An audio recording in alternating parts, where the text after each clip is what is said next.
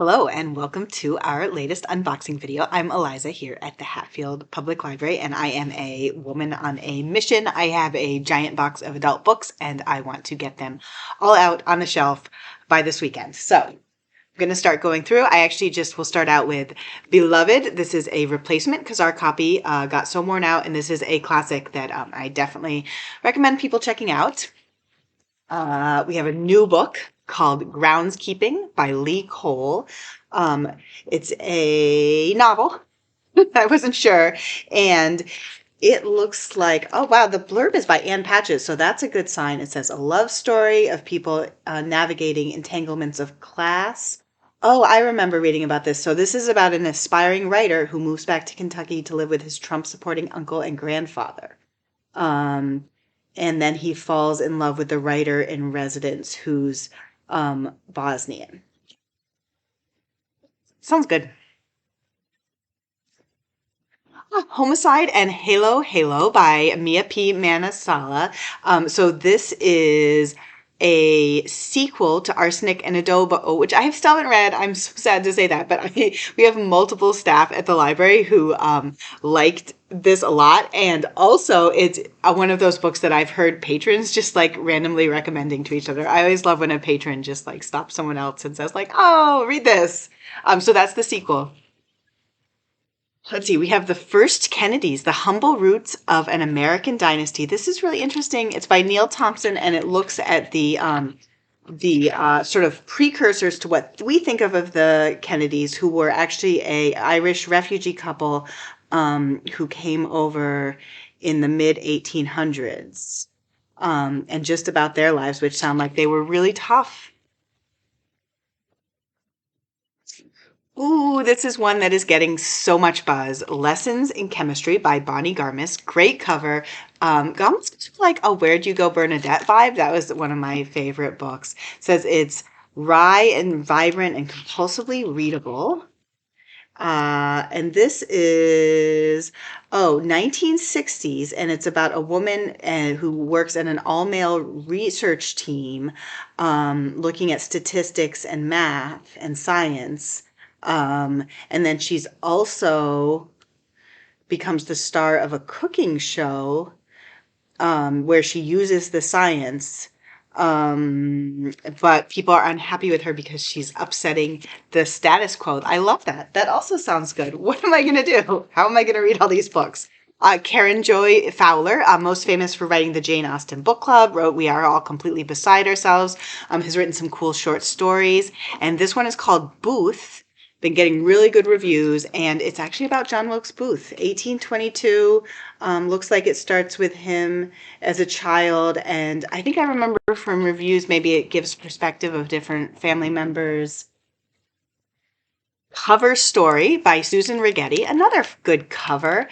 And oh, look, they're making the Anna Delvey comparison. If anybody watched Anna Inventing Anna, this is an inspiring writer who lands a summer internship as at a fancy magazine, and then ends up becoming getting drawn into someone's glamorous life and becoming a ghostwriter, but maybe getting in a little over her head. The new Jane Green, Sister Stardust. This is a little different vibe, I think, than a lot of Jane Greens. It's inspired by a true story and takes place in the swinging 60s. Beach read, Robin Carr, A Family Affair. Love the cover of this one, and hers are like a little more, I think, on the romancy side.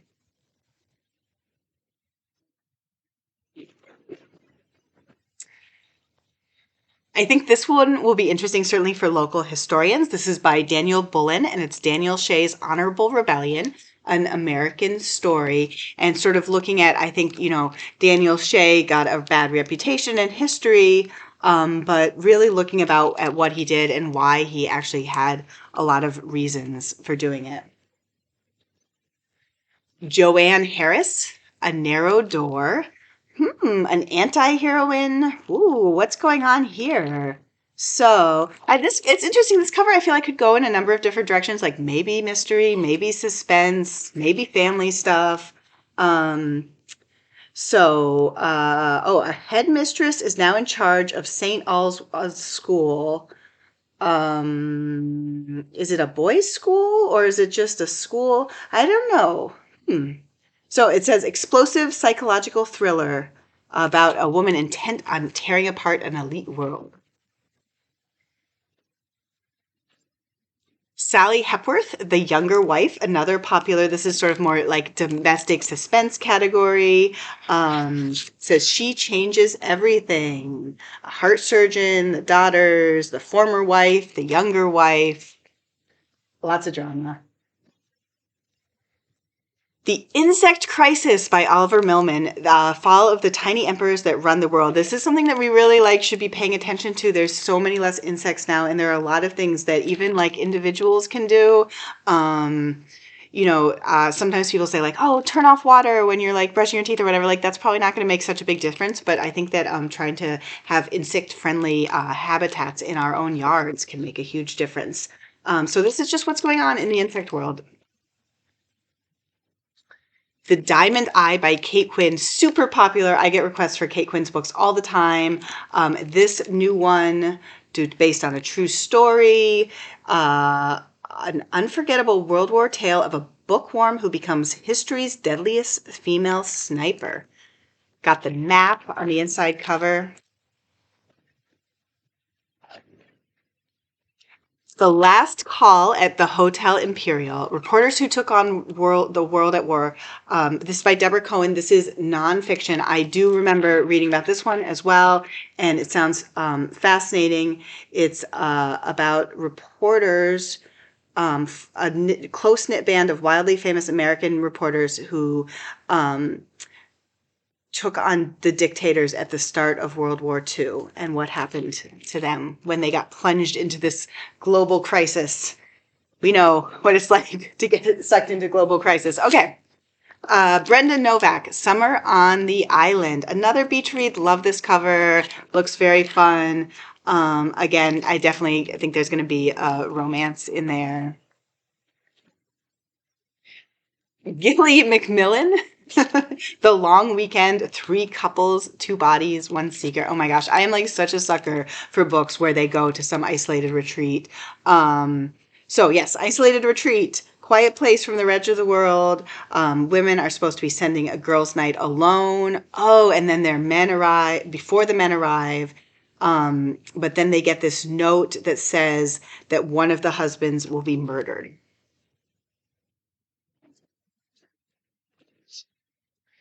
One Damn Thing After Another, Memoirs of an Attorney General. This is by William P. Maher. I swear we got this before. I'm so confused. Maybe everything is just starting to circle around in my head. But I don't know. I don't know what's happening. Maybe a lot of those books just seem similar. Oh, Time is a Mother by Ocean Vuong. We read his other book for book club and we loved it. And this is actually a poetry collection. So if you, it is poetry month, so it's the perfect time to take a break from prose and read some poetry. Beautiful writer. Also local.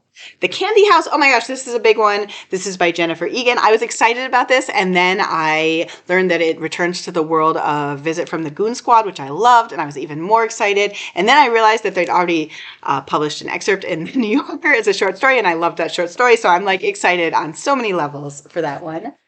Four more books. I think we can make it. We have Walking the Bull. Oh, this is definitely a darker one. A true story of murder and survival among the street children of Lusaka. By Chris Lockhart and Daniel Molilo Chama. I think if you read Behind the Beautiful Forevers by Catherine Boo, I think this is a similar look at children living in poverty and a case of where one of them ends up dead and they try to figure out what happened. The Book of Cold Cases, good title, by Simon St. James. True crime lovers will get a kick out of this thriller that oozes atmosphere. Takes place in two timelines. The earlier one is a murder, and then in 2017, there's a true crime blogger trying to figure it out. That's a good setup.